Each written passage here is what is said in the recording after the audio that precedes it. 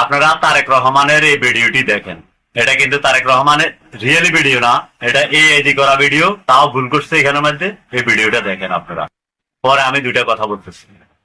প্রিয় দেশবাসী, আমার মা এখন সুস্থ। আপনারা আমার মায়ের জন্য দোয়া করবেন, সে যেন সুস্থ হয়ে আবারও আপনাদের মাঝে ফিরে আসতে পারে।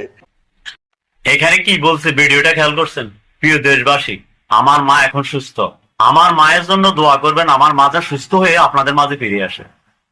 তো যে লোকটা এই এডিটিংটা করছে, ওই লোকটা আমার মনে হয় তেমন পারদর্শী না, সে আমার মতো নতুন। আর যদি নতুন না হয় তাহলে আমার মনে হয় বিএনপিকে অপমান করার জন্য এই ধরনের ভিডিও তৈরি করে। একবার একটা ভিডিও তৈরি করছে, ভিডিওর মধ্যে দিছে কি তার হাত তিনটা, তারেক রহমানের তিনটা হাত দিল। আর এখন এই ভিডিওটা তৈরি করছে, তা এটার মধ্যে কথাগুলো ভুল বলতেছে। ওনার মা যদি সুস্থ থাকে তাহলে সুস্থতা ঠিক আছে, এখন বলতেছে আমার মা সুস্থ, আমার মায়ের জন্য দোয়া করবেন যেন আমার মা সুস্থ হয়ে ফিরে আসে। তো কথাটা যদি আমি সত্যি বলিয়ে থাই, ওনার ভুলটা যদি ধরিয়ে থাকি ঠিক মতো, দয়া করে লাইক কমেন্ট শেয়ার করবেন।